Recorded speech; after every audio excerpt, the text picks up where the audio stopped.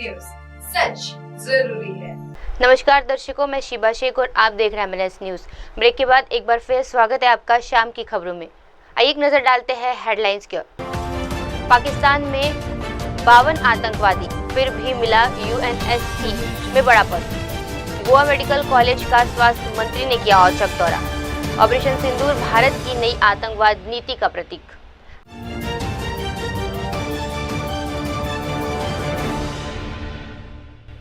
आप देख रहे हैं एमएनएस न्यूज, सच जरूरी है। पाकिस्तान में 52 आतंकवादी, फिर भी मिला यूएनएससी में बड़ा पद। जर्मनी के बर्निंग में आयोजित एक कार्यक्रम में शिवसेना यूबीटी सांसद प्रियंका चतुर्वेदी ने अंतर्राष्ट्रीय आतंकवाद और भारत की भूमिका पर अपनी बात रखी। उन्होंने कहा, हमें बार बार कहा जाता है कि भारत एक सहिष्णु राष्ट्र है और ये सच है।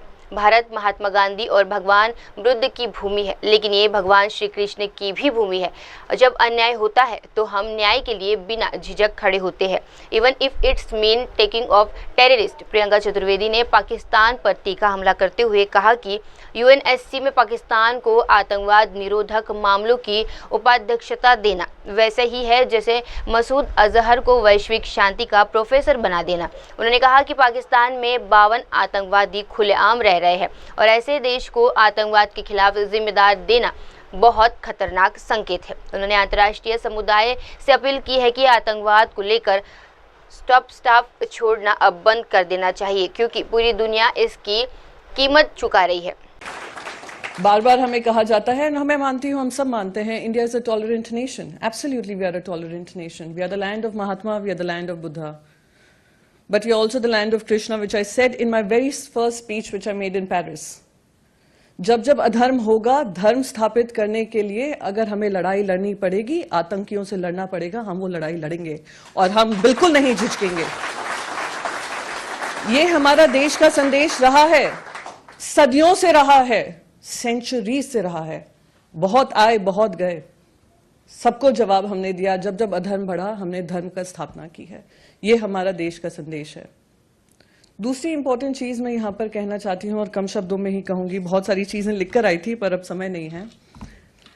हमने जो ऑपरेशन सिंदूर किया, अपने ही देश में रहकर हमारी आर्म्ड फोर्सेस ने उनके आतंकी हमलों पर, आतंकी जगहों पर हमले किए। ये आतंकी जो जगह हैं वो हमारे देशवासियों ने नहीं निर्धारित की हैं, यूनाइटेड नेशंस ने निर्धारित की हैं। यूनाइटेड नेशंस का काम हम कर रहे हैं उन आतंकी कैंप्स को खत्म कर। और यहां पर मैं यूनाइटेड नेशन से मुझे बात आती है, 2 साल के लिए अभी यूनाइटेड नेशन सिक्योरिटी काउंसिल का हिस्सा पाकिस्तान बन रहा है। आप सबको पता है, यूएनएससी इज वेल अवेयर कि 51 टेररिस्ट रिसाइड इन पाकिस्तान। पर उनको, आपको पता है जिम्मेदारी क्या मिली है? उनको चेयरमैनशिप मिली है काउंटर टेररिज्म की, वाइस चेयरमैनशिप। ये ऐसा है जैसे मसूद अजहर और हफीज सईद से कहो, चलिए आप ग्लोबल पीस एंड जस्टिस की लड़ाई लड़ें या प्रोफेसर बने या उनको नोबेल पीस प्राइज के लिए नॉमिनेट करें। 52 terrorists have been identified staying there, but they are going to be chairing counter terrorism. हमें ये कॉल आउट करना चाहिए। ये सिर्फ हमारा ही देश उसको नहीं भुगत रहा है, पूरी दुनिया उसको भुगत रही है। मसूद अजहर से लेकर आज अगर ये पाए गए अलकायदा के उसामा बिन लादेन, वो वहीं पाए गए। फिर दूसरा उनको एक और काम दिया है, उनको चेयरमैनशिप दी है तालिबान सैंक्शंस की। अब भैया कोई इनको बताए, तालिबान को सबसे मजबूत करने का किसने काम किया है? कोई नहीं भूले, अगर हम आज विनय नरवल की बात कर रहे हैं जो इस आतंकी हमले में मरे, IC-814 जो हाईजैक हुआ था एयरक्राफ्ट हमारा 25 साल पहले, वहां पर भी एक यंग मैन की डेथ हुई थी जिनकी शादी के लिए वो हनीमून करने काठमांडू गए थे। वही 5 आतंकवादी पाकिस्तान के कंडाहर में रुके थे और तालिबानियों ने, जो टेररिस्ट थे, उनको रिहा कराने के लिए पाकिस्तान के साथ, पाकिस्तान के आतंकवादियों के साथ लड़ाई लड़ी थी। आप उनकी चेयरमैनशिप करेंगे। आप क्या संदेश दे रहे हैं दुनिया भर में? मैं बस इसी बात से खत्म करना चाहूंगी। आज हम लोग सब, खुशी इस बात की होती है, हमारा डायस्पोरा तो हमारे साथ ही है, जो उन्होंने कोशिश की, उनका जो अंदर का जनरल आसिम मुनीर जो फील्ड मार्शल बन गए हैं, उनका अंदर का जिन्ना जाग उठा था और उन्होंने वो एक स्पीच दी थी, हिंदू और मुसलमान साथ साथ नहीं रह सकते। आज इंडिया ने ही दिखाया है कि 200 मिलियन मुसलमान हैं और हम साथ साथ रह सकते हैं और साथ साथ रहकर उनको मुंह तोड़ जवाब दे सकते हैं। उन्होंने कोशिश ये भी की थी कि राजनीतिक जो पक्ष है उनको आपस में लड़ाएंगे, पर आज हम सब एक साथ होकर आपके सामने खड़े हैं। और मैं लास्ट अपनी बात इस बात से खत्म करूंगी। मैं उस पार्टी से आती हूं जिस पार्टी ने कहा था जब तक पाकिस्तानी आतंकवादियों को खत्म नहीं करेंगे हमारा कोई रिश्ता पाकिस्तान से नहीं होना चाहिए, ना कोई इकोनॉमिक ट्रेड होना चाहिए, और हम आज भी उस बात पे कायम हैं। गर्व होता है मैं उस पक्ष से आती हूं। पर साथ ही साथ मैं वाजपेयी जी की एक बात से खत्म करूंगी। सरकारें आएंगी जाएंगी, पार्टियां बनेंगी बिगड़ेंगी, पर हमारा देश कभी नहीं झुकना चाहिए, हमारा देश कभी नहीं झुकना चाहिए। आज हम सबने आज क्योंकि आखिरी हमारा सेशन है, आखिरी हमारा डायस्पोरा इवेंट है, हम सबने ये प्रूव किया है। मैं आप सबका धन्यवाद करना चाहती हूं। उन्हीं बातों से अपनी बात खत्म करूंगी, पर एक बार आप सबसे कहूंगी, जय हिंद की सेना जरूर जोर से बोलिए, जैसे हमारे सैनिक जो बॉर्डर्स पे खड़े हैं उनको ये आवाज आप सबकी वहां तक पहुंचे और वो कहें कि हाँ आज हम सब एक साथ हैं, हमारे डायस्पोरा हो या हमारे देशवासी हो। जय हिंद की सेना, जय हिंद।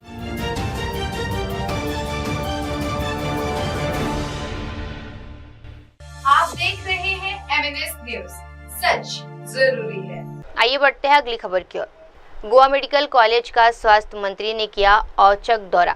स्वास्थ्य मंत्री विश्वजीत राणे ने गोवा मेडिकल कॉलेज जीएमसी का अचानक दौरा किया। उनके साथ कोई पूर्व निर्धारित कार्यक्रम नहीं था, जिससे यह दौरा पूरी तरह से औचक रहा। स्वास्थ्य मंत्री ने हॉस्पिटल में आपातकालीन ward, out patient department, OPD और दवा वितरण केंद्रों का निरीक्षण किया। उन्होंने मरीजों और मेडिकल स्टाफ से सीधा संवाद करते हुए सेवाओं की गुणवत्ता, दवाइयों और उपलब्धता की सफाई और जैसे मुद्दों की जानकारी ली। दौरे के दौरान कुछ कमियों को तुरंत संबोधित करते हुए निर्देश दिए गए। मंत्री राणे ने कहा कि जनता को बेहतर स्वास्थ्य सेवाएं देना सरकार की प्राथमिकता है और इससे के लिए निगरानी लगातार जारी रहेगी।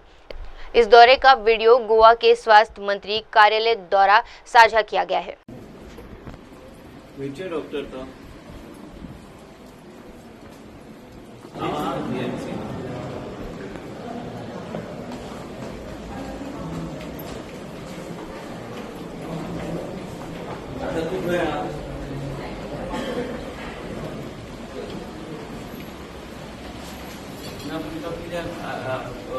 कितें आशिल्लें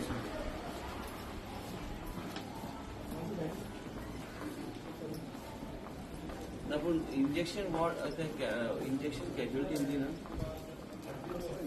कसलें इंजेक्शन हाडाचे ते हाडाचे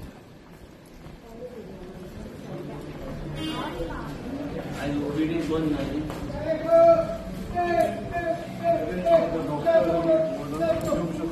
वॉर्डानूच ते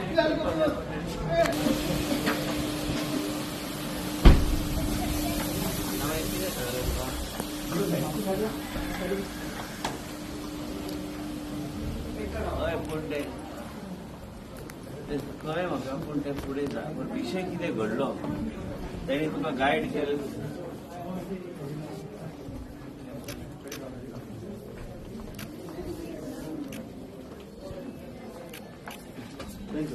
अरे who's the CMO here? CMO कौन है रे? CMO कौन है? Who's the CMO? Where is the CMO? All of you, where is the CMO? Where is he? Call him. Pass. तू CMO? तू CMO? तुका उलोवपाक सारकें रीत येना. आता प्रेसाचो एक मनीस आयिल्लो इंजेक्शन मागपाक, you cannot guide him properly. You learn to control your tongue. You're a doctor. Don't force me to act. Put your hands out first when you're standing in front of me. I generally don't lose my cool. But you have to behave yourself. However much you're loaded, you will talk properly to the patient. And guide the patient. Urban health center and चल, हांगा चल म्हण तूं कित्याक रावला हांगा मागीर? कित्या खातीर जॉब घेता गव्हर्मेंटान? उलोवपाक रीत आसूंक जाय तुका. तूं डॉक्टर तूं. मास्क काड पयलीं, म्हाका तोंड पळोवंक जाय तुजें. सांबाळून एका suspension order card and kick him out from here. These doctors don't understand unless you understand you're here to serve humanity. You're not here with your bloody ego. I said, I am telling you what I am saying.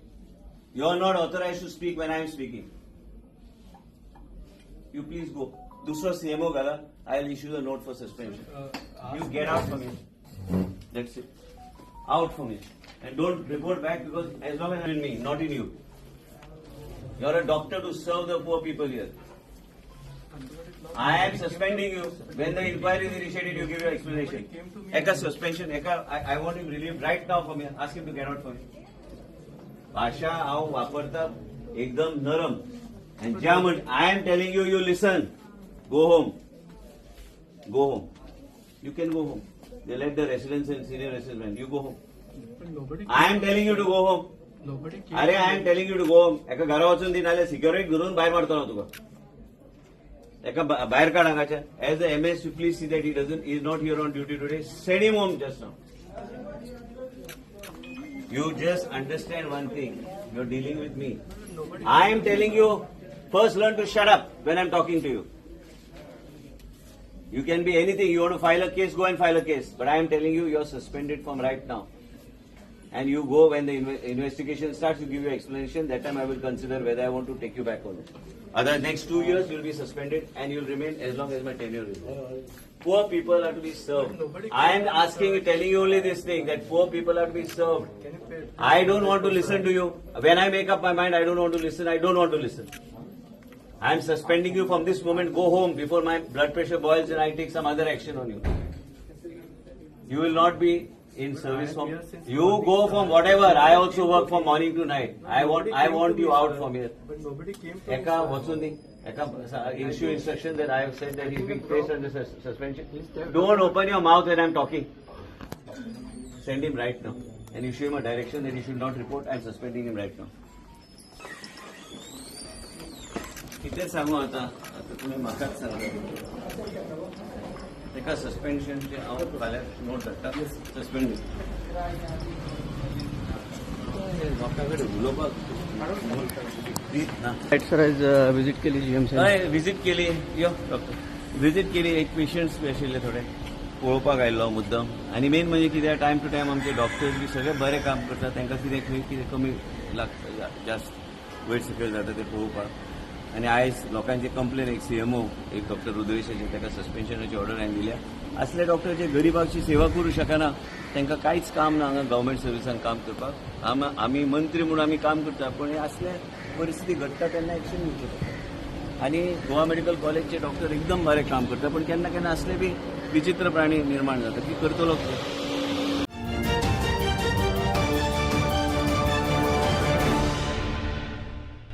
आप देख रहे हैं MNS news, सच जरूरी है। आइए बढ़ते हैं अगली खबर की ओर। ऑपरेशन सिंदूर भारत की नई आतंकवाद नीति का प्रतीक। भाजपा सांसद दग्गुबाती पुंडरेश्वरी ने भारत की आतंकवाद के खिलाफ नीति और वैश्विक कूटनीति पर जोरदार बयान दिया। उन्होंने कहा, ऑपरेशन सिंदूर भारत की आतंकवाद के खिलाफ नई नीति की एक ठोस अभिव्यक्ति है। हम दुनिया भर से 7 प्रतिनिधि मंडल के तौर पर गए हैं, लेकिन हम मदद मांगते नहीं, भारत का दृष्टिकोण बताने आए हैं। पुंडेश्वरी ने भारत की सैन्य क्षमता की तारीफ करते हुए कहा, हमारे सशस्त्र बलों ने जिस तरह आतंकवादी शिविरों और सेना के ठिकानों को सटीकता से निशाना बनाया है, वे भारत की आत्मनिर्भरता ताकत को दिखाता है।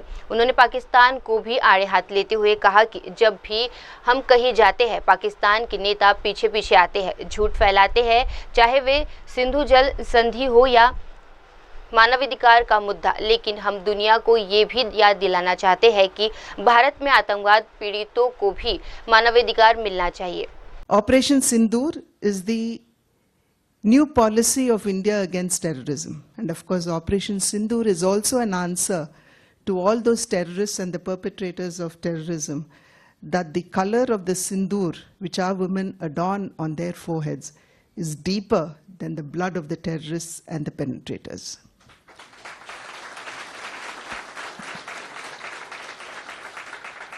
As my leader had pointed out, we are 7 delegations going across the globe to various countries. But let me emphasize here that we are not out seeking help, because India today is capable of taking care of herself, just as our armed forces had proven. We struck with great precision the terrorist camps and the army facilities when we were actually, as I had mentioned earlier, needled. And to bring it to your notice, that the missiles that we had used, the BrahMos, the Akash, that had with great precision targeted the terrorist camps and that had neutralized the Pakistan missiles and the drones that had flooded our airs 2 days later, were made in India. They were indigenously made. Therefore, we have a strong armed force standing out there at our borders, proving the strength of the uniform, bearing the nation India in their hearts. So we are not here to ask for help. But we are here to tell the entire international community that you need to compare the two nations, just as has been outlined by Sri Ravi Shankar Prasad ji, that had taken birth at the same time. You have one country, India, that believes in democracy and peace, whereas on the other hand, you have a country which is totally dysfunctional, where you have the majors calling the shots, and the Prime Minister not knowing that his country was being bombed by India and had to be told by the generals. On the one hand, you had a country in India that is on the trajectory of growth, whereas on the other hand, you have a rogue nation like Pakistan that has not overcome its poverty, that has not overcome its underdevelopment, despite availing international funds on a large level, more particularly the IMF, 25 times in 75 years. And just as my colleagues have pointed out, we've seen where the IMF funds were going to perform demonstrations wherever the Indian delegation has been going in foreign countries, rather than focusing on their own development. India did fight wars, but not against nations. India fought her wars against poverty in the country, against underdevelopment, against unemployment, not like Pakistan. But of course, we have leaders of Pakistan following us wherever we go. You know fairly well, you have been seeing it in the media too. Spreading misinformation, and more particularly on the Indus Water Treaty, telling the world that India is actually playing with their human rights. And even as I dwell upon the human rights, quite often the leader of my delegation keeps emphasizing that the victims of terrorism in India too have a right to human rights. The bride who lost her husband has a right to human rights. The son who had lost his father in front of his eyes, he too has a right to human rights. Yes. We have to catch the flight. So also, the don't Indus mind it. Water, shortly on the Indus Water Treaty, because that is one of the misinformations that is being spread. Signed in 1960, where 80% of the Indus waters were given to Pakistan, only 20 to India. Despite having a right to the river waters, when it comes to cleaning of the, desilting of the dams, when it comes to construction of hydroelectric projects, or even when it comes to utilization of waters, keeping the climate change in mind, the changing demographics in India, Pakistan has never allowed us to do so. They keep going to the international community, playing the victim cards, telling the world that India has been depriving them. Friends, let me tell you, India has never deprived anybody, but lived in living together with everybody else. It was only her right of the waters that she was demanding. So the falsehood that is being spread about the Indus Water Treaty, I think should be beaten back, because there is absolutely no truth in what Pakistan.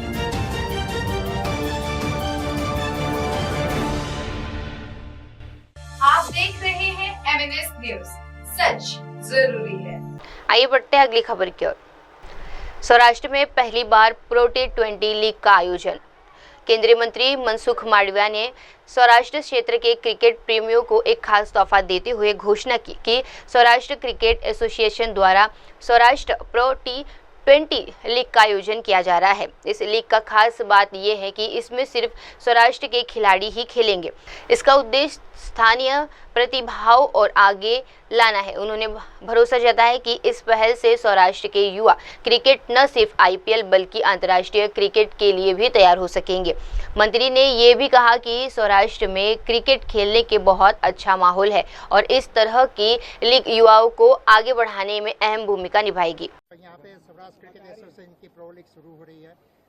IPL भी खत्म हुआ है, एक नया platform Saurashtra cricketers के लिए किस तरह से ले रहे हैं? सौराष्ट्र क्रिकेट एसोसिएशन द्वारा आयोजित सौराष्ट्र प्रो T20 लीग का आयोजन हुआ है। इस लीग में सौराष्ट्र के प्लेयर ही खेलेंगे और सौराष्ट्र के प्लेयर को खेलने के लिए और इस लेवल की मैच खेलने का, लीग खेलने का अवसर मिलेगा, जिससे आने वाले दिनों में वो आईपीएल और इंटरनेशनल क्रिकेट के लिए तैयार होगा। मुझे आज खुशी है कि सौराष्ट्र में ही एक अच्छी व्यवस्था है और क्रिकेट के लिए एक इकोसिस्टम बनी है। सौराष्ट्र क्रिकेट एसोसिएशन और हमारे निरंजन भाई शाह ने 50 साल तक मेहनत करके एक क्रिकेट का एनवायरनमेंट क्रिएट करा है। मुझे इस बात की भी खुशी है कि रणजी ट्रॉफी का प्रारंभ भी, दुलीप ट्रॉफी का प्रारंभ भी सौराष्ट्र से ही हुआ था और ऐसी लीग से युवा एथलीट को, युवा खिलाड़ियों को खेलने का अवसर मिलता है, बार बार कंपटीशन में पार्टिसिपेशन करने का अवसर मिलता है, उसकी स्किल और एक लेवल का एक्सपोजर मिलता है ताकि भविष्य में वो बेस्ट परफॉर्मेंस करके आगे जा सके। ऐसी अच्छी व्यवस्था करने के लिए हमारे क्रिकेट एसोसिएशन के अध्यक्ष जयदेव भाई शाह को भी मैं अभिनंदन करता हूँ। सर, आप भी हमेशा क्रिकेट थोड़ा बहुत खेलते हैं, आपके फेवरेट क्रिकेटर्स कौन रहे हैं, किस तरह से खेलते हैं? क्रिकेट खेलना या तो कोई भी स्पोर्ट्स में रुचि रखना, ये मानस मात्र का स्वभाव है। मैं क्रिकेट भी खेल लेता हूँ, बैडमिंटन भी खेल लेता हूँ। खेलते रहे, वही खिलते रहते हैं।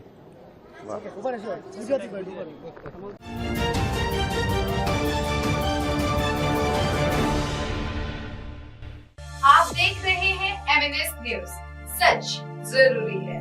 आइए बढ़ते हैं अगली खबर की ओर।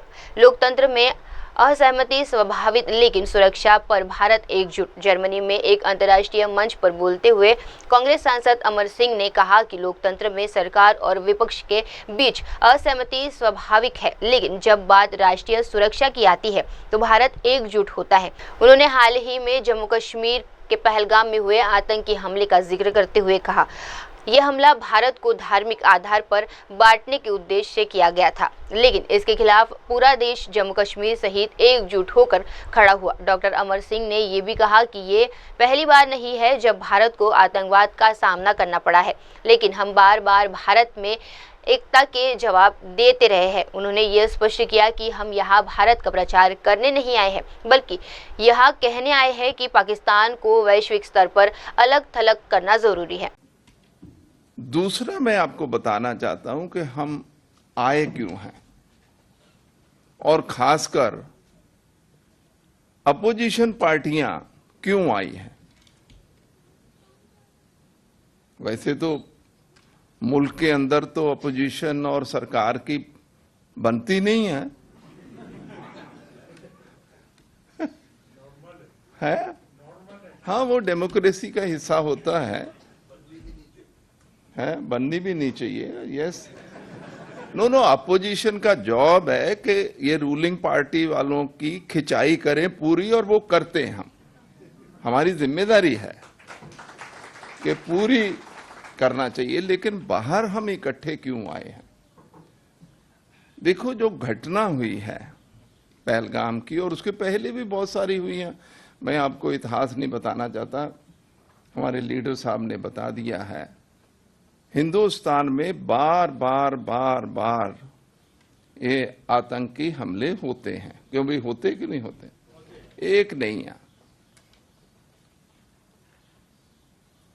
अब सारा मुल्क, और मैं तो गुलाम अली जी आपको और आपकी समाज को बधाई देना चाहता हूं। जो घटना वहां जो धर्म के नाम पे कत्लो गारद किया, उसका पर्पस था हिंदुस्तान में धर्मों के बीच में खाई पैदा करना। क्यों जी? लेकिन सबसे पहले, और मैं 22 अप्रैल को श्रीनगर ही था, एक कमेटी में, पार्लियामेंट्री कमेटी में गया हुआ था। 23 अप्रैल को जब हम वापस आ रहे थे, सारा श्रीनगर बंद था against the attack of terrorist. Normally तो हम उन कश्मीर वालों की बदनामी करते हैं, और कमाल कर दिया वहां के अल्पसंख्यक लोगों ने कि सारे के वहां के नौजवान, वहां के दुकानदार, वहां के बिजनेसमैन, वहां जो शिकारा चलाते हैं, सबने काम बंद किया और एकजुट होके पाकिस्तान का विरोध किया, आतंकवाद का विरोध किया। तो इसलिए भाई आपको और आपके समाज को, क्योंकि वो जो करना चाहते थे वो तो यही करना चाहते थे ना, वो सबसे पहले, और सारे हिंदुस्तान में ऐसे ही हुआ। तो कहने का मतलब सारा हिंदुस्तान एक हो गया उस घटना को लेकर। समाज में कोई बटा नहीं, कोई धर्म के नाम पे किसी चीज पे बटा नहीं।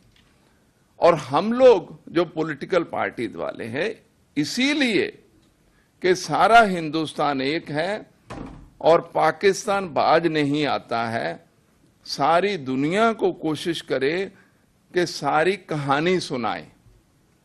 क्योंकि एक हमारे एम्बेसडर होते हैं, इनकी एक टीम होती है। क्यों जी? हमारे फॉरेन मिनिस्टर आते रहते हैं, कुछ लोगों को मिल लेते हैं, लेकिन अभी हम 40-50 एमपीज आए हुए हैं जगह जगह, और सैकड़ों लोगों को तो हमारा ही ग्रुप मिल लिया है। We have met over hundreds of foreign officials, politicians, foreign office people.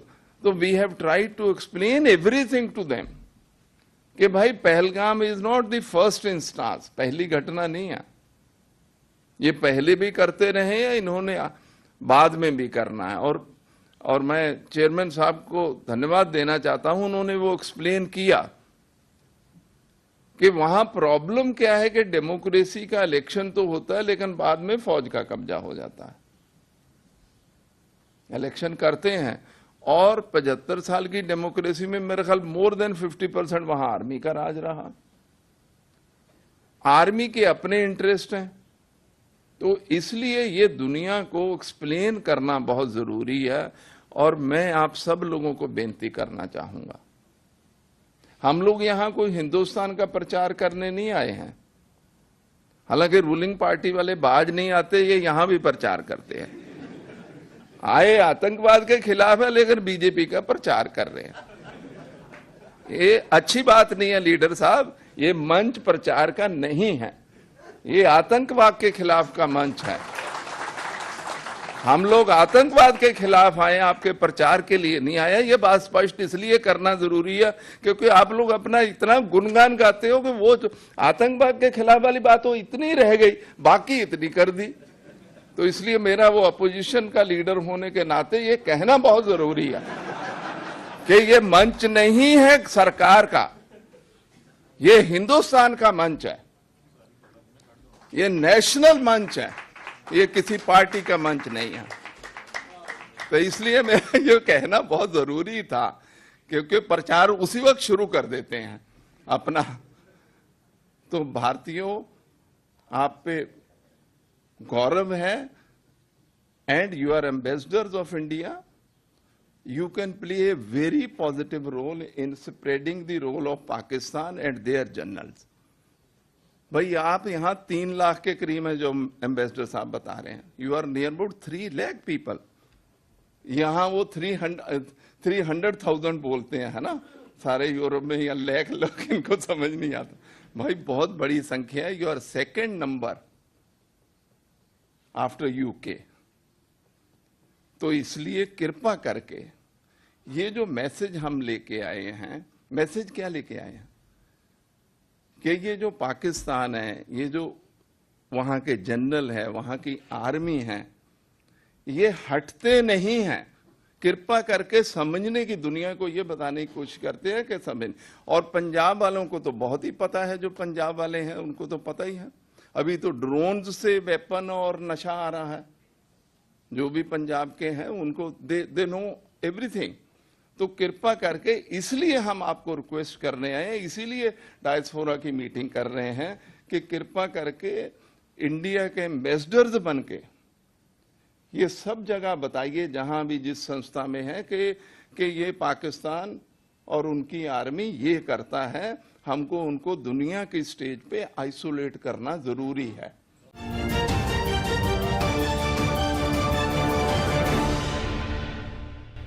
आप देख रहे हैं MNS न्यूज, सच जरूरी है।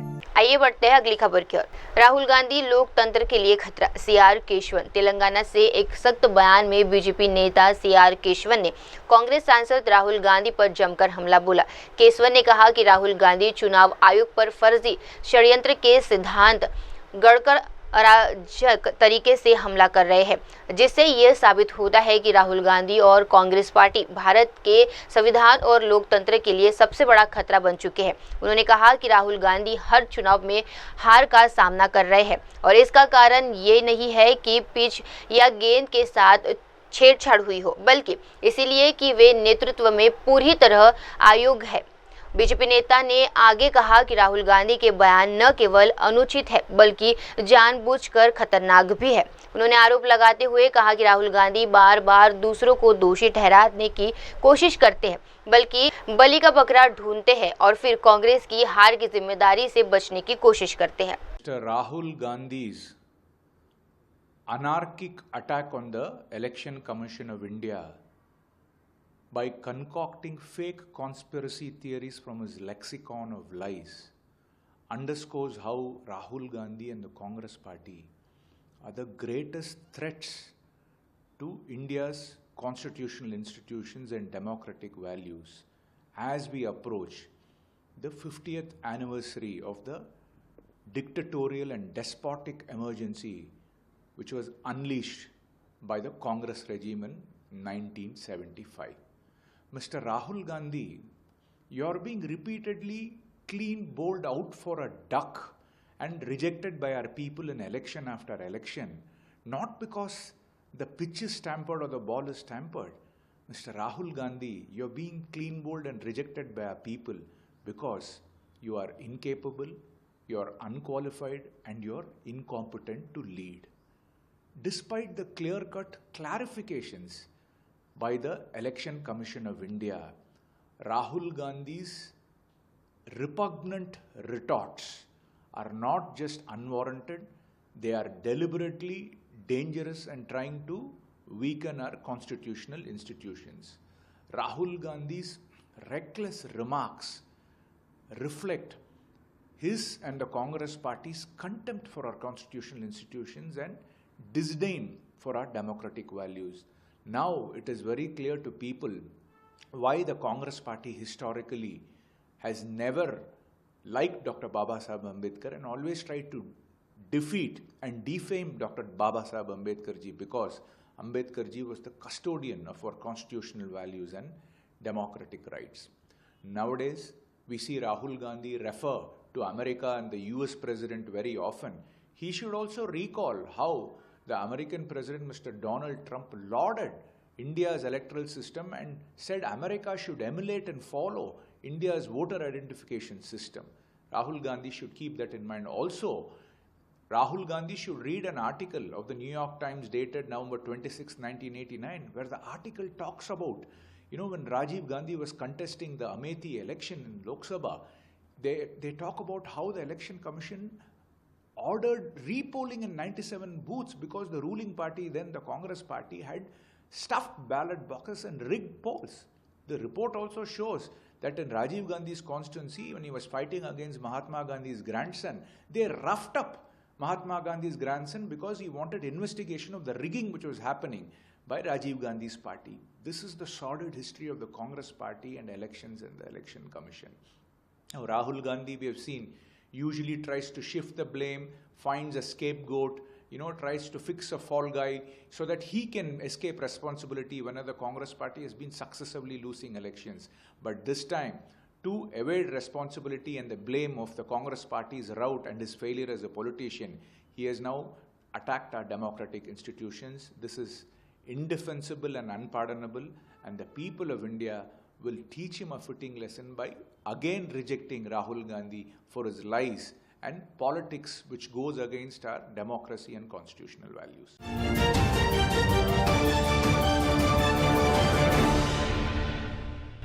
आप देख रहे हैं MNS न्यूज, सच जरूरी है।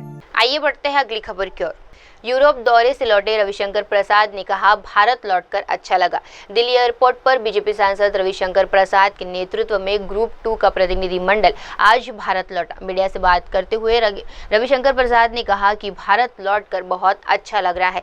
प्रतिनिधि मंडल ने फ्रांस, इटली, इंग्लैंड, ब्रुसेल और जर्मनी का दौरा किया। उन्होंने बताया कि यात्रा के दौरान प्रतिनिधि मंडल ने यूरोपीय संसद और भारतीय समुदाय के वरिष्ठ नेताओं से मुलाकात की। रविशंकर प्रसाद ने बताया कि हाल ही में जम्मू कश्मीर के पहलगाम में हुए आतंकी हमले पर विदेशी देशों में भारी नाराजगी देखी गई है और सभी देशों ने इस हमले की तीखी निंदा की है। उन्होंने कहा कि भारतीय समुदाय ने प्रतिनिधि मंडल का गर्मजोशी से स्वागत किया और भारत और यूरोप के बीच एक नई रिश्ते की शुरुआत होती दिख रही है।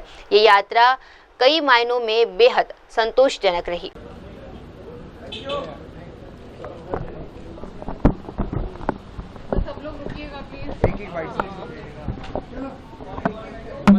भारत आकर बहुत खुशी होती है। हमारा पूरा डेलीगेशन पहले फ्रांस गया, फिर हम लोग इटली गए, फिर हम लोग डेनमार्क कोपेनहेगन गए, फिर हम लोग इंग्लैंड गए, फिर ब्रसेल्स और जर्मनी। हर जगह संसद के वरिष्ठ लोग, मंत्रीगण, थिंक टैंक, मीडिया और भारतीय कम्युनिटी से बातचीत हुई। मुझे एक बात की प्रसन्नता है कि भारत के प्रति पहलगाम के बर्बर आतंकवाद के खिलाफ बहुत गुस्सा है देशों में और सबों ने कंडेम किया, सहानुभूति की। ये एक बहुत नई बात है और जिस उद्देश्य से हम लोग को भेजा गया था, we saw a great convergence, be it England, be it Germany, be it Copenhagen, be it Germany और इवन इन ब्रसेल्स। हम लोग यूरोपियन पार्लियामेंट में भी गए और हर जगह एक स्वर से इसकी आलोचना हुई और भारतीय जो थे वो तो बहुत उत्साहित थे हम लोग से मिलकर करके। उन्होंने भी अपना एक प्रकार से रोष प्रकट किया और देश के साथ मजबूती से खड़े होने का संकल्प भी रखा। तो हमें बहुत ही संतोष मिला है जाकर करके। हम लोग कई बड़े इंपॉर्टेंट थिंक टैंक के लोगों से मिले, दुनिया के बारे में, बाकी के बारे में। और एक बात मुझे लगता है, यूरोप और भारत के बीच एक नए संबंधों की शुरुआत होने वाली है। भारत का आर्थिक विकास जो है दुनिया की चौथी बड़ी इकोनॉमी हो गई है, इससे वो बहुत इम्प्रेस्ड है। भारत की डिजिटल उपलब्धि से बहुत वो प्रभावित है। तो जर्मनी के साथ, ईयू के साथ भारत के नए संबंधों की शुरुआत होगी, ऐसा हमें लगता है। लेकिन हम लोग की यात्रा बहुत ही अच्छी रही और ये जो सोच माननीय प्रधानमंत्री की रही, उन्होंने भेजा हम लोग को, हम बहुत ही प्रभावित हैं। धन्यवाद।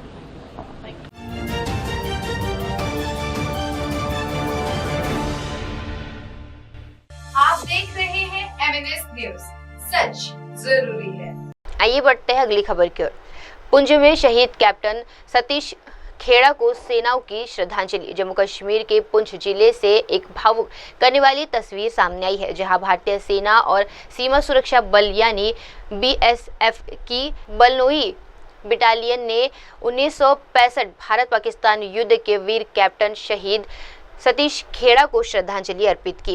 कैप्टन खेड़ा के जन्मदिन के मौके पर उनके नाम पर बनाए गए मंदिर में एक विशेष वर्दी परिवर्तन समारोह आयोजित किया गया।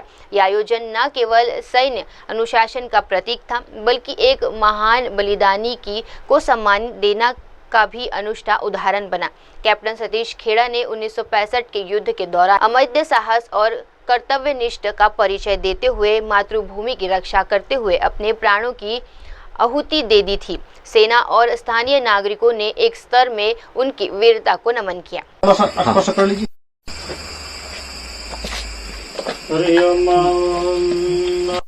उसके धीरे धीरे पोस्ट हो जाएगा।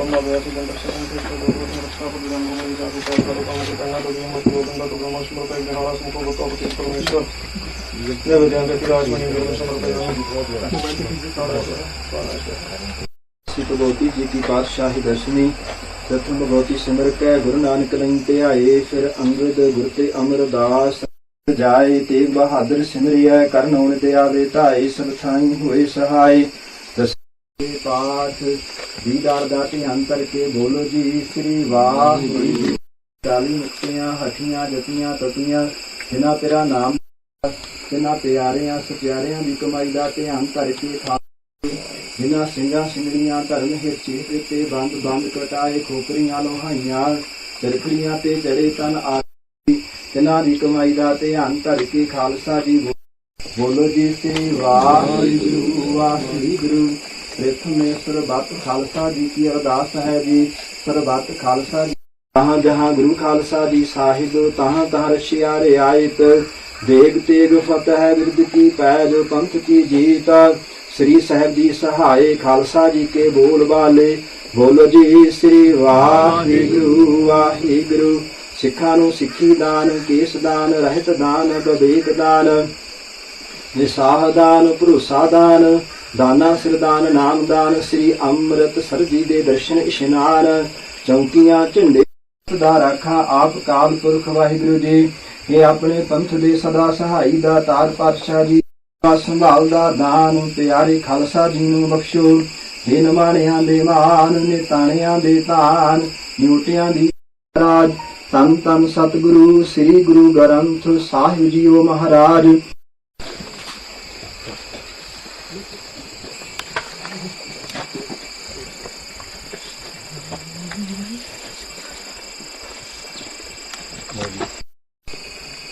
नाम से हम ठीक है।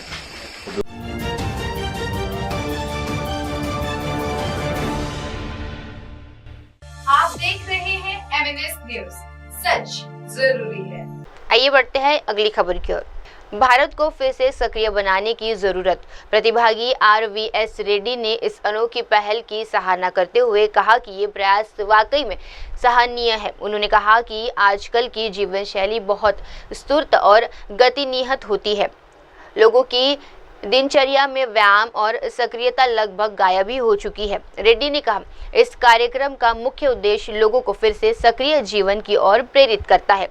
ये पहल लोगों को अपने स्वास्थ्य के प्रति जागरूक बनाना है और उन्हें एक बार फिर से व्यायाम, फिटनेस और ऊर्जा से भरपूर जीवन शैली अपनाने के लिए प्रेरित करता है। उन्होंने इसे एक शानदार प्रयास बताया जो समाज में सकारात्मक बदलाव ला सकता है। I've been part of this, the effort to be having a fit life and active life for almost 77 onwards. I have been participating in various runs, but we did not have the luxury of this organized runs then. But now, after I come back to Hyderabad from 2005 onwards, when 10K and then NMDC runs, I've been part of that. And then as part of the Jagan's group, came into the Jagan group some time back, about 6 years back. And from then onwards, we've been participating across Mumbai Marathon, Delhi Marathon, and all these places. So this effort is a stupendous effort brought up by these people, and it wants to promote an active lifestyle, especially like Sir said. The way we are living today, the way we are molding our lifestyle is become very lethargic, very slow moving. That active part of the life is gone. The daily exercises have gone. So the major aim of this effort is to bring that active part of the life into the people and then make them moving and make them active.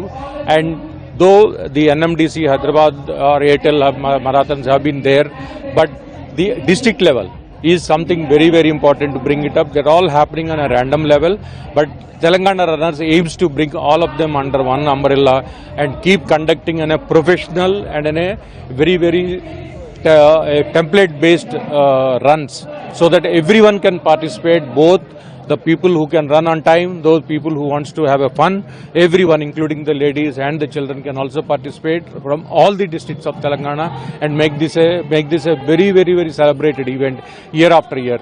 So I'm very happy to be part of this effort this year, and I'm wishing everyone, all the runners, I think more than 3,000 runners have registered.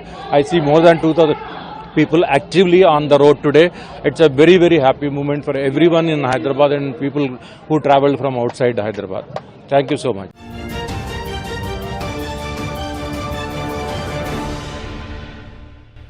आप देख रहे हैं MNS news, सच जरूरी है। आइए बढ़ते हैं अगली खबर की।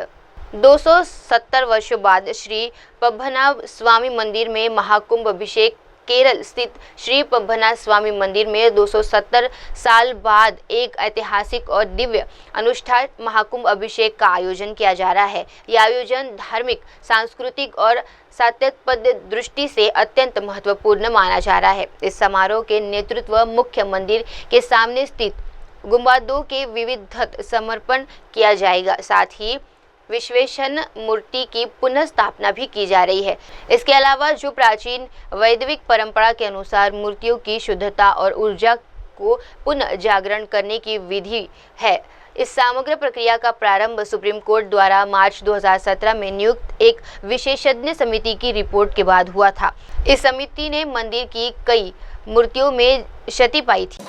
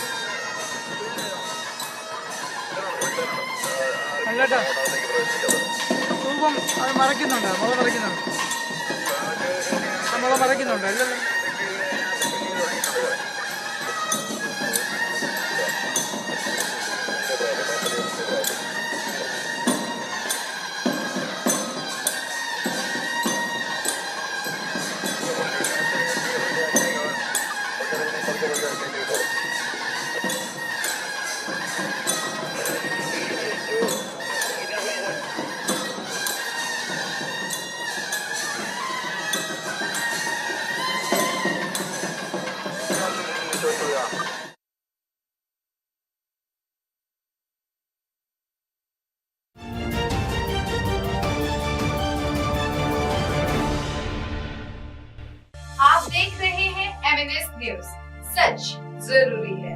आइए बढ़ते हैं अगली खबर की ओर। मधुरिमा तुली ने फिट इंडिया साइकिल अभियान में लिया भाग। दिल्ली में आज fit India Sunday on cycle कार्यक्रम के दौरान फिटनेस और स्वास्थ्य को लेकर उत्साह साफ दिखाई दिया। इस आयोजन में हिस्सा लिया अभिनेत्री मधुरिमा तुली ने कहा कि इस तरह के कार्यक्रम न सिर्फ लोगों को प्रेरित करते हैं बल्कि ये जागरूकता भी फैलाते हैं कि फिट रहना हमारी ज़िंदगी के लिए कितना ज़रूरी है। उन्होंने कहा कि आज की तेज़ रफ्तार जीवन शैली में हम अक्सर अपने स्वास्थ्य को नज़रअंदाज कर देते हैं और ऐसे में साइकिल जैसा सकल और सुलभ उपाय हमारे जीवन में बड़ा बदलाव ला सकता है। उनके अनुसार साइकिल चलाना न केवल एक बेहतरीन व्यायाम है बल्कि ये पर्यावरण के लिए भी फायदेमंद है और आम आदमी की पहुँच में है।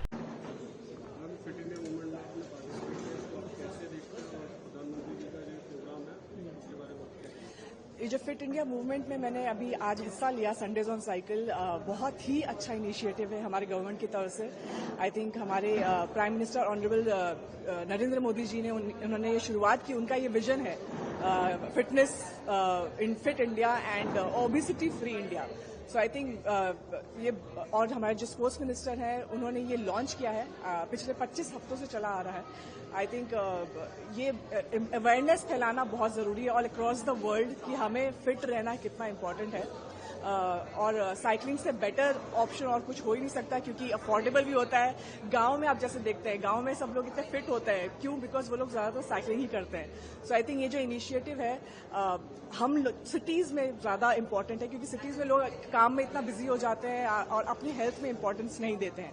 सो I think this initiative is मतलब स्प्रेडिंग अवेयरनेस और गवर्नमेंट ये इनिशिएटिव ले रहा है और मैं आज यहाँ आके बहुत ही अच्छा महसूस कर रही हूँ। मुझे बहुत मजा आया। पूरी जनता जितने भी लोग आए थे, इतनी एनर्जी थी सब में, उनको देख के मुझे एनर्जी आ गई। So I am so happy and proud to be a part of it.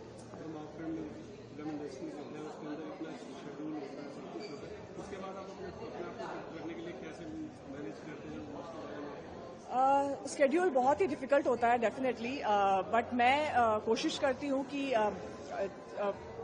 थोड़ा समय निकाल सकूं अपने बॉडी के लिए, बिकॉज बॉडी अगर फिट नहीं है तो कुछ भी नहीं है, ना मैं काम कर पाऊंगी, ना मेरा मन लग पाएगा।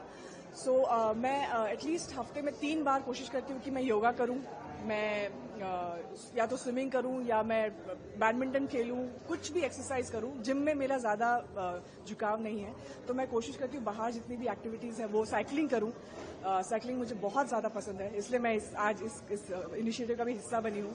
सो मैं कोशिश ये करती हूँ कि मैं कभी कभी टाइम नहीं निकाल पाते हैं, थक जाते हैं, लेकिन फिर भी ऐसा होता है कि शाम को लेट पैक हुआ तब भी मैं कोशिश करती हूँ कि मैं जाऊँ, एटलीस्ट आधा घंटा तो कम से कम वॉक कर लूँ या कुछ भी कर लूँ। तो उस तरह से आई थिंक आपको मेंटली, नहीं तो मेंटली भी काफ़ी डिस्टर्ब हो जाते हैं। सो मेंटली एंड फिजिकली आपको बहुत, अगर आप स्पोर्ट्स करते हैं तो बहुत आपको बहुत ज़्यादा फिट रखता है।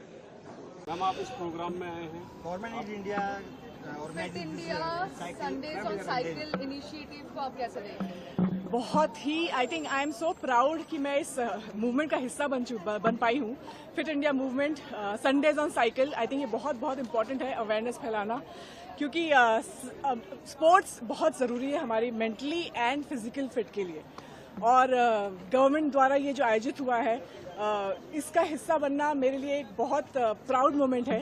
एंड हम लोग जो 4 किलोमीटर यहाँ पे पूरा राउंड लगा के आए हैं, and the energy these guys have, ये एनर्जी देख के इतनी मुझ में ज़्यादा एनर्जी आ गई। और आई थिंक हम लोग पूरे रास्ते वंदे मातरम, भारत माता की जय ये बोलते हुए आए। बहुत ही अच्छा इनिशिएटिव है। एंड आई थिंक हमारे ये नरेंद्र मोदी जी, हमारे जो ऑनरेबल प्राइम मिनिस्टर हैं, उनका इनिशिएटिव है, और स्पोर्ट्स मिनट उन्होंने लॉन्च किया है। So fit movement India, I think it's a very important initiative which needs to be spread all over across the world. So yes. आपका फिटनेस मंत्र क्या है? जैसे आप मन से बोल रही थी कि फाइट अगेंस्ट ओबेसिटी कितना जरूरी है आज की यूथ के लिए, स्पेशली जो वर्किंग है आपकी इंडस्ट्री में भी। बहुत ही, I think fight against obesity is very important, क्योंकि ओबेसिटी एक ऐसी डिजीज़ है जो सिर्फ ओबेसिटी नहीं, उससे और बहुत सारे डिजीज़ होते जाते हैं। अगर आप घर पे बैठे हुए हैं, सिर्फ खा रहे हैं, and already you have this obese, so I think you get diabetes, you get high BP problem. So उसको I think उससे बचने के लिए sports is the best thing. And cycling से बेटर और क्या हो सकता है? ये जो एनवायरमेंट फ्री भी, मतलब पोल्यूशन भी नहीं करता है, it's affordable, it's cheap. And I think हमारी इंडस्ट्री हो या कोई भी इंडस्ट्री हो, हमें टाइम नहीं मिलता है कभी कभी वर्कआउट करने का, बट हमें I think we should make sure हमारी हेल्थ के लिए कि एटलीस्ट एक हफ्ते, जैसे संडेज ऑन साइकिल है, एक हफ्ते में 1 बार या 2 बार अपना समय निकाल के अपने लिए वक्त दें। काम तो चलता रहेगा, पैसे आते रहेंगे, आप पैसे कमाएंगे, घर भी चलता रहेगा, लेकिन आपकी अगर हेल्थ नहीं है तो कुछ भी नहीं है। So yes.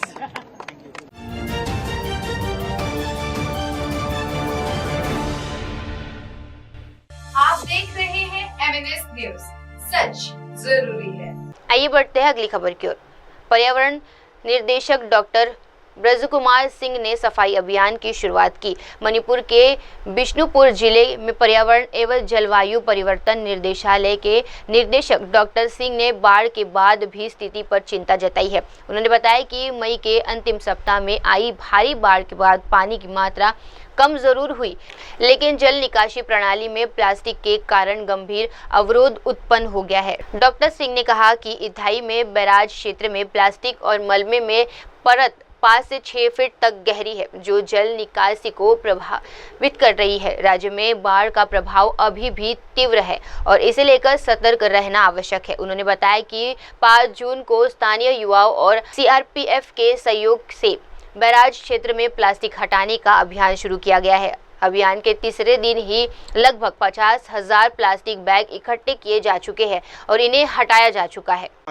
During this last flood was held since the last week of May, since around 28, 29, 30, it has been already flooded in Imphal zone as well as in some portion of the lower catchment of this Manipur river, Imphal river.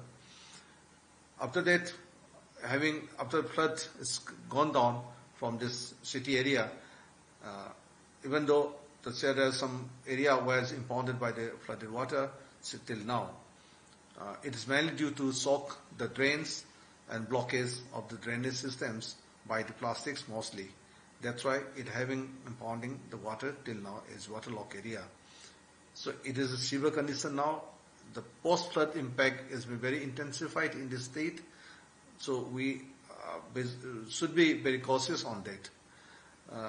Very recently also that social media has picked up the photographs on this plastic bottle stock in the Thai barrage. It is around not less than 5-6 feet depth of the this plastic, as well as all the debris is floated through this river from urban area, and it has been stocked in the gate of the Thai barrage. And then immediately the department people has already rushed to the place, and on 5th of June we do celebrate, observe the World Environment Day with the local people of the Thai barrage, and we do start cleaning and pick up all these plastic bottles from this barrage itself. It is very tremendous and it is very problematic issue, because as we know that barrages always have a very high depth. It's very risky also, even though if we don't protect and if we don't pick up all these plastic bottles, then it will be again having lots of plastic pollution in the water body system, and it will go to international river system in Myanmar. So we are trying to prevent, and we are trying to collect it from this river itself with the local peoples. After collecting, we have started this collection of the plastic bottle since 5th of June along with the local youth club, Marapaibis, and the CRPF peoples. And in the next day too, all the people of this community has aware about it, and many societies and all civil organizations came to help the incident. And till today, it's today's third day, day 3, and till now we are continuing regularly to collect all this plastic from this stock area. And till now we have collected around 1,500 these bags every day. So till now around 5,000 around we could collect it through our bags. And after collecting all these plastics, after having auditing, after having some data set, we will send it back to the outside in Manipur. And for that we have a big network with the entrepreneurs who are doing plastic recycling on that. So they will collect it and they will send back to the outside of Manipur. And that will be started Monday onward. Till tomorrow we will collect it, we will dump it, everything over there, and we will try to minimize the volume by crushing all the plastic bottles, and we will try to segregate at the most, and all other debris will dump it to the plant site, waste management plant site of nearby ULVs, and all the plastic will be sent back to this recycling center.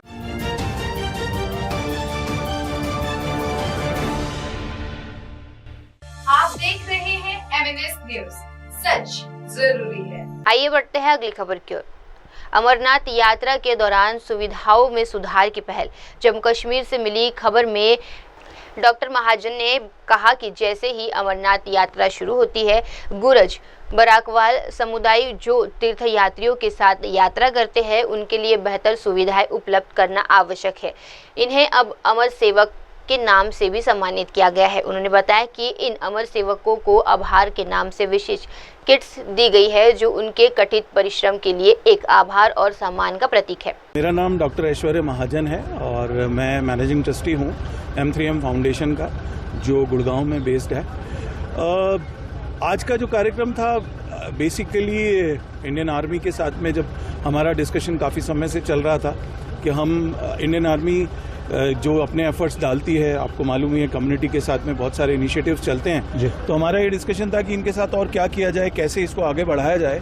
तो उसमें एक ये था कि जैसे ही अमरनाथ यात्रा शुरू होती है, यहाँ बहुत सहूलियत की ज़रूरत होती है, और यही लोग हैं जो हमारे तीर्थयात्रियों को वहाँ तक लेकर जाते हैं। तो हमने मतलब गुज्जर बगरवाल भाई हैं, लेकिन इसको हमने नाम दे दिया अमर सेवक। हमारे लिए ये अमर सेवक हैं, ये वो लोग हैं जो दूसरों के पुण्यों में भागीदार बनते हैं, उनके पुण्य उनको दिलाने के लिए। तो इनको हम कैसे सहायता कर सकते हैं, एक छोटा सा हमने कार्यक्रम आभार नाम दिया, जो किट आपने देखा होगा जो ये कैरी कर रहे हैं उसको हमने आभार ही लिखा है, जो M3M फाउंडेशन और इंडियन आर्मी की तरफ से इनके प्रति एक आभार है कि वो इतनी कठिन परिस्थितियों में भी अपनी जिम्मेदारी से पीछे नहीं हटते, चाहे कुछ भी हो जाए। तो वो है। और इसके अलावा आगे के भी डिस्कशंस हैं कि हम पहलगाम में, ये अनफॉर्चुनेट है कि ऐसा कोई एक हादसा हो गया जिसके कारण एक हमें कहें कि पुल बैक आया है, लेकिन मुझे नहीं लगता ऐसी कोई परिस्थितियां यहाँ हैं। आज का ये उत्साह देखकर, आज का ये आयोजन देखकर मुझे ये लगता है कि इन चीज़ों से पीछे नहीं हटना चाहिए। ये तो छोटे छोटे हैं भाई, रास्ते में आप चलोगे छोटे कंकर तो आएंगे ही आएंगे, बट इन कंकरों से हमें पीछे नहीं हटना है। और लोगों का उत्साह देखकर, मुझे सेना का उत्साह और पराक्रम देखकर मैं अपने आप को गौरवान्वित महसूस करता हूं और गर्व करता हूं, फख्र करता हूं कि मैं भारतीय हूं। और ये है असली भारत जो आज यहाँ देखने को मिला है। क्या ऐसे कैंप्स आगे भी निश्चित रूप से होंगे, ऐसे कैंप्स आगे भी होंगे और आने वाले समय में ऐसे और इनिशिएटिव्स जो हैं अभी डिस्कशन में हैं, जैसा आज जेसीओ साहब ने भी बोला और रिक्वेस्ट भी थी कि यहाँ पर स्किलिंग के लिए भी कुछ किया जाए।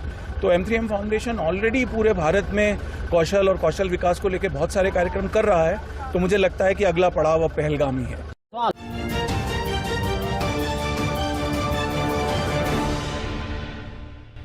आप देख रहे हैं MNS न्यूज, सच जरूरी है। आइए बढ़ते हैं अगली खबर की ओर। प्रियंका चतुर्वेदी ने पाकिस्तान की फर्जी खबरों का किया पर्दाफाश। भाजपा सांसद रविशंकर प्रसाद के नेतृत्व वाले ग्रुप 2 प्रतिनिधि मंडल की संसद और शिवसेना यूबीडी सांसद प्रियंका चतुर्वेदी ने पाकिस्तान की सेना द्वारा चलाए गए फर्जी दावों पर कड़ी प्रतिक्रिया दी है। प्रियंका चतुर्वेदी ने बताया कि पाकिस्तान की सेना ने अंतर्राष्ट्रीय स्तर पर एक पूरी तरह से झूठी कहानी फैलाई थी। उन्होंने कहा कि पाकिस्तान ने कुछ जनरलों से प्रेस कॉन्फ्रेंस में वीडियो वॉर गेम दिखाकर भ्रामक दावे प्रस्तुत किए, लेकिन भारत के प्रतिनिधि मंडल ने जिन अधिकारियों से मुलाकात की उनसे पूरी स्पष्टता मिली। उन्होंने आगे कहा कि जर्मनी के विदेश मंत्री ने इसे झूठी कहानी निंदा की है और जवाबदेही सुनिश्चित करने के लिए सभी संबंधित व्यक्तियों के नाम गुमनाम रखे गए। प्रियंका चतुर्वेदी ने इसे एक सफल यात्रा बताया और कहा कि इस प्रतिनिधि मंडल समेत कुल 7 प्रतिनिधि मंडल ने लगभग 40 देशों में बैठकों का आयोजन किया, चाहे वे संयुक्त राष्ट्र हो, IMF हो या विश्व बैंक। सभी प्रमुख अंतर्राष्ट्रीय संस्था अब पाकिस्तान के प्रति जवाबदेह का रुख अपनाने के लिए प्रतिबद्ध है। एविडेंस भी रखे हैं, फोटोग्राफ्स भी दिखाई ऑपरेशन सिंदूर की, क्या इंडिया ने किया है, वहाँ पे क्या अचीव करा है, किस तरह से आप देख रहे हैं? जी बिल्कुल, उनके मन में भी काफ़ी सवाल थे। एक तो काफ़ी सारी चीज़ें ऐसी थीं जो एक कंफ्यूजन था कि क्या नैरेटिव चल रहा था, एक पूरा फेक नैरेटिव उनकी आर्मी की तरफ से भी चल रहा था। उनके खुद के जनरल्स आकर जो प्रेस कॉन्फ्रेंस कर रहे थे वो उसमें वीडियो वॉर गेम्स डाल रहे थे और वो कुछ भी क्लेम्स कर रहे थे। तो उसकी एक सेंस ऑफ क्लैरिटी जो जिन ऑफिशियल से हम मिले हैं, एक सेंस ऑफ क्लैरिटी आई।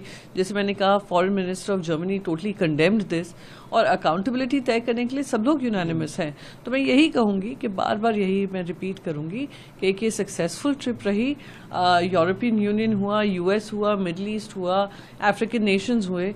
हमने करीब करीब इन 7 डेलीगेशन ने 40 देशों में मुलाकातें की हैं। तो मैं मानती हूँ इसका आउटकम पॉजिटिव ही होगा। यूनाइटेड नेशंस हो, IMF हो, वर्ल्ड बैंक हो, सब पाकिस्तान की तरफ अकाउंटेबिलिटी का रुख अपनाएंगे, ये उम्मीद है। कुछ लीडर्स के स्टेटमेंट्स आए लगातार कि आप लोग वहाँ तैयार होकर घूमने गए हैं, किसी से नहीं गए।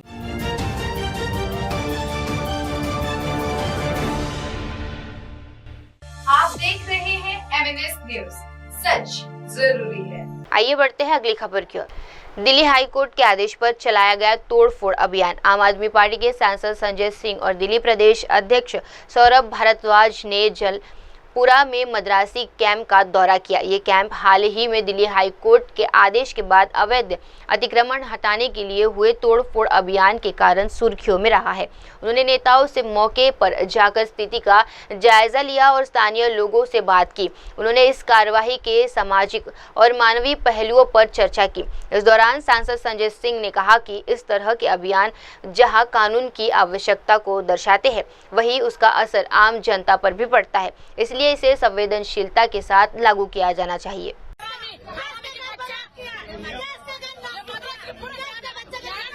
अब वक्त हो चला है दर्शकों छोटे से ब्रेक का। ब्रेक के बाद भी देखते रहिएगा मेरे सहयोगी श्रद्धा के साथ शाम की तमाम बड़ी खबरें। धन्यवाद। आप देख रहे हैं MNS न्यूज, सच जरूरी।